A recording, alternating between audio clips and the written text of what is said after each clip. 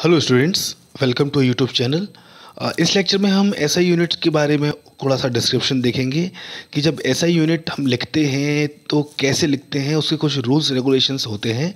तो उसी के बारे में आज हम इस लेक्चर में डिस्कस करेंगे।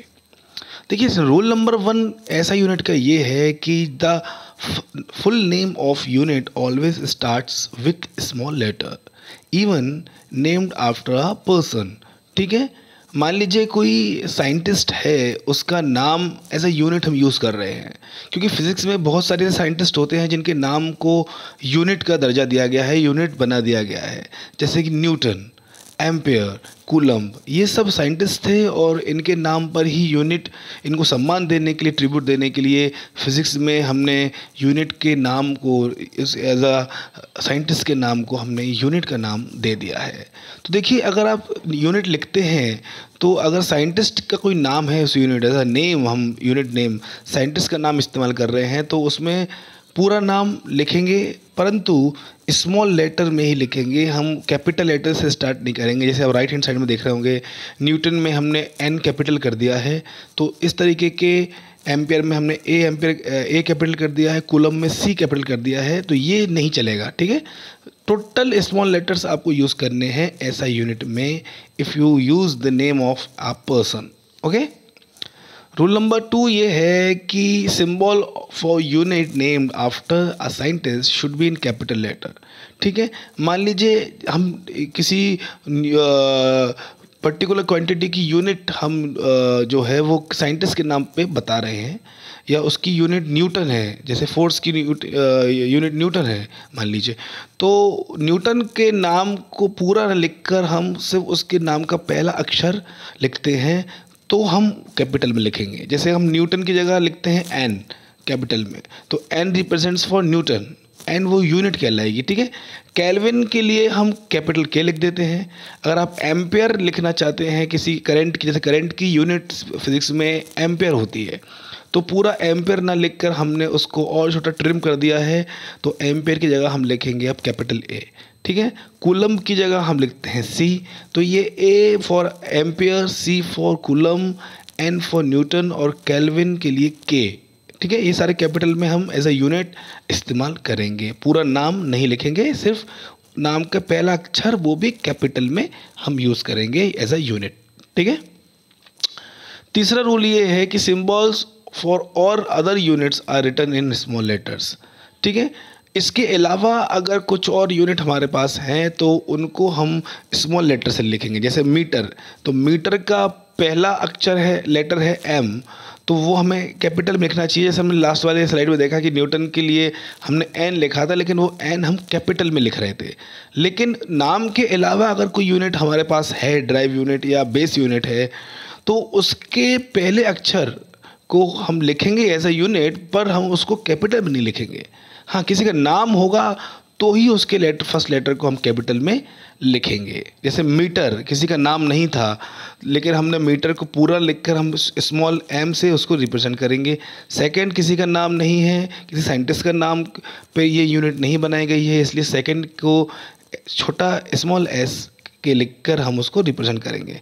किलोग्राम को हम केजी लिखेंगे स्मॉल में, और कैंडेला को हम सीडी लिखेंगे स्मॉल में। ठीक है, समझ में आ गई बात आपको? इसके बाद है 1 space is left between the last digit of numeric and the symbol of a unit. मतलब आप किसकी यूनिट के आगे कोई क्वांटिटी लिखते हैं एज अ नंबर, जैसे कि यहाँ पे लिखा है 10 kg, तो इसका मतलब हो गया 10 किलो। कोई भी चीज़ का वज़न 10 kg है, तो 10 और kg के बीच में हमें एक स्पेस देना है, उसे कंबाइन करके, मर्ज करके नहीं लिखना है। जैसे आपने यहाँ राइट हैंड साइड में देख रहे होंगे कि 10 और kg के बीच में कोई स्पेस नहीं है, तो ये इनवैलिड हो जाएगा, ये गलत हो जाएगा फिजिक्स में। ठीक है, तो 10 और kg, 10 एक नंबर है यानी कि न्यूमेरिक वैल्यू है, और kg एक सिंबल है यूनिट का, तो 10 और kg के बीच में हमें एक स्पेस देना है। सिमिलरली 5 न्यूटन, ठीक है, तो 5 और न्यूटन के बीच में, एन के बीच में हमें स्पेस देना है। 15 मीटर, तो मीटर और 15 के बीच में हमें एक स्पेस देना है। ठीक है, तो ये हम रूल्स रेगुलेशन डिस्कस कर रहे हैं about standard unit, internationally standard जो यूनिट की होती है उसको किस तरीके से लिखना है, ये हम डिस्कस कर रहे हैं। अगला है the unit do not have plural form. Plural मतलब बहुवचन, यानी कि मीटर में मीटर्स नहीं होगा, वो 6 मीटर्स नहीं लिखेंगे, हम हमेशा 6 मीटर लिखेंगे। ठीक है, 14 किलोग्राम्स नहीं लिखेंगे, सिर्फ 14 किलोग्राम यानी कि 14 केजी लिखेंगे। 20 सेकेंड लिखेंगे, ना कि उसमें 20 सेकेंड्स करेंगे। 18 केल्विन ना कि 80 केल्विन्स। तो ये जो एस लगेगा वो गलत रहेगा, आपको किसी भी यूनिट को प्लूरल नहीं बनाना है। जैसे हम इंग्लिश के किसी लेटर को किसी शब्द में अगर हम एस लगा देते हैं तो वो प्लूरल बन जाता है, वो उसका बहुवचन बन जाता है। ऐसा आपको यूनिट्स के साथ नहीं करना है। 6 मीटर रहेगा, ना कि 6 मीटर्स। ठीक है, तो ये मैंने आपको बेसिक रूल्स समझा दिए हैं। अगला रूल देखिए, full stop should not be use after the unit. किसी भी यूनिट के बाद आपको फुल स्टॉप नहीं लगाना है। 7 मीटर लिखने के बाद आप उसके बाद उसको फुल स्टॉप से ख़त्म ना करें, ये गलत रहेगा फिजिक्स में। 12 न्यूटन लिख रहे हैं तो 12 न्यूटन के लिए आपको बाद में फुल स्टॉप नहीं लगाना है। यानी कि किसी भी यूनिट को लिखने के बाद यूनिट के बाद आपको फुल स्टॉप का इस्तेमाल नहीं करना है। ठीक है, अगला space, no space is use between the symbol for units. ठीक है, यूनिट के जो सिंबल्स होते हैं उनके बीच में आपको कोई स्पेस नहीं देना है। जैसे यहाँ पर 4JS लिखा हुआ है तो J और S को आपको कंबाइन करके लिखना है। ठीक है, क्योंकि ये एक यूनिट है। ठीक है, तो J और S के बीच में आपको स्पेस नहीं देना है। न्यूटन M, यहाँ सर मीटर है तो देखिए 19 NM लिखा हुआ है तो 19 तो अलग लिखना ही है, लेकिन NM के बीच में अभी हमें स्पेस नहीं देना है। ठीक है, समझ गए आप लोग बात। देखिए कुछ प्रीफिक्स हम यहाँ पर यूज़ करेंगे फिजिक्स के अंदर। ये बहुत लंबी लिस्ट है, इसे आप स्क्रीनशॉट लेकर रख लें, क्योंकि देखिए यहाँ पर ये जो शब्द आप यूज़ देख रहे हैं यहाँ पर, योटा, ज़ोटा, पेटा, ये सब आपको आगे चल के फिजिक्स में देखने को मिलने वाले हैं। जैसे कि 10 की पावर 24 को बोलते हैं योटा, और योटा का जो सिंबल होता है वो होता है कैपिटल Y। 10 की पावर 21 जो होता है वो होता है जेटा, दैट इज़ Z। और 10 की पावर 18 जो होता है वो एक्सा, दैट इज़ E। 10 की power 15 that is called PETA, उसको हम P से रिप्रेजेंट करते हैं। 10 की पावर 12 दैट इज़ कॉल्ड टेरा, जिसको हम कैपिटल T से रिप्रेजेंट करते हैं। 10 की पावर 9 गीगा, जिसको G से। 10 की पावर 6 जिसको मेगा, दैट इज़ M। इस तरीके से बहुत सारी यूनिट्स प्रीफिक्स हमारे पास जो हैं, ऐसा यूनिट प्रीफिक्स हैं, वो आपको फिज़िक्स में देखने को मिलेंगे। तो इनका स्क्रीनशॉट आप लेकर रख लीजिए। ये बहुत ही अच्छी लिस्ट मैंने आपको बना के दे दी है, आप इसको आगे समझिए और देखिए किस तरीके से इसका यूज़ आप कर सकते हैं। ठीक है, देखिए यहाँ पर यूज़ कैसे करते हैं हम, ऐसा ही प्रीफिक्सेस का यूज़ कैसे करते हैं। दैट से यहाँ पर लिखा है 3 मिली एम्पेयर। ठीक है, 3 मिली एम्पेयर, तो 3 मिली एम्पेयर को लिखेंगे 3 MA। M मतलब मिली और A मतलब एम्पेयर। तो मिली एम्पेयर के लिए देखिए यहाँ पर 10 की पावर -3 लगेगा। आप अगर लिस्ट में अगर आप देखें तो 10 की पावर -3 आप देख रहे होंगे, उसके लिए मिली है। ठीक है, तो मिली का जो फैक्टर होता है वो होता है 10 की पावर -3, आप देख रहे होंगे 3rd नंबर पे, है ना, और उसका सिंबल होता है M। तो हमने यहाँ पर मिली की जगह लिख दिया है 10 की पावर -3 और A तो एज इट इज़ हमने लिख दिया है। ठीक है, इस तरीके से हमने प्रीफिक्स तैयार कर लिए हैं, और ये आगे आप जब यूनिट्स को ड्राइव करेंगे इस चैप्टर में तो आपको ये बेसिक कॉन्सेप्ट हम और डिटेल में समझेंगे।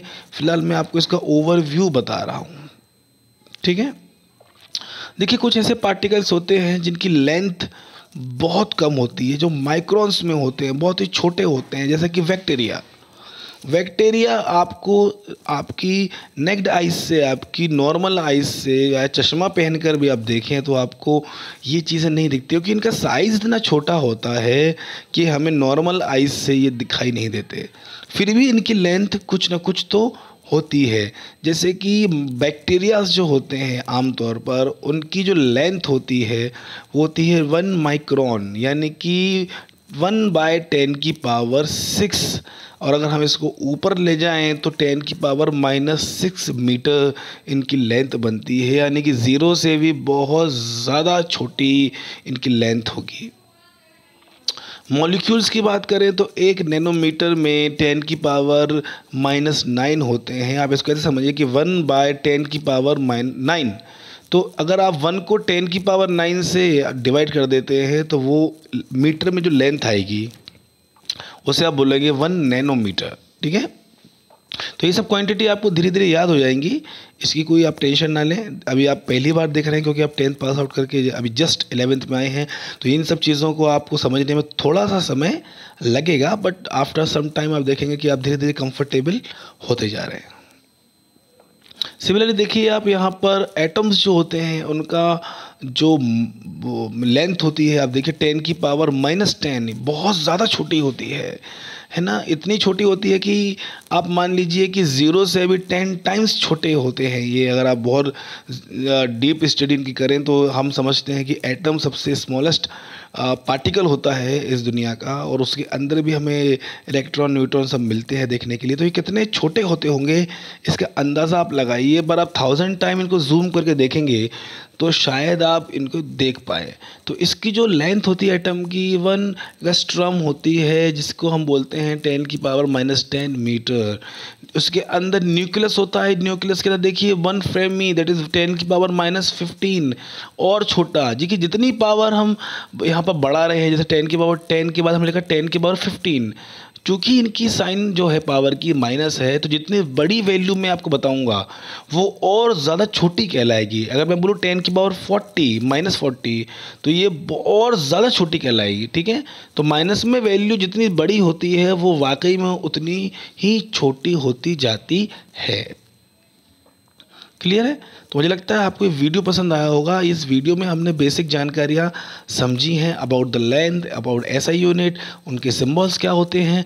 तो इस वीडियोस को आप दोबारा से देखिए, और कुछ जो मैंने स्क्रीनशॉट आपको बोले थे लेने के लिए, तो स्क्रीनशॉट आप ज़रूर ले लें, वीडियो को सेव कर लें और लाइक कमेंट ज़रूर करके हमें बताएं कि आपको ये वीडियो कैसा लगा। ठीक है, आगे कुछ लेक्चर में हम मेज़रमेंट के बारे में और डिटेल समझेंगे, क्योंकि चैप्टर काफ़ी बड़ा है और काफ़ी इंटरेस्टिंग है। तो हम डेट टू डेट जब इसको समझ रहे हैं तो इसे हम बहुत डिटेल में समझने की कोशिश कर रहे हैं। Okay, thank you.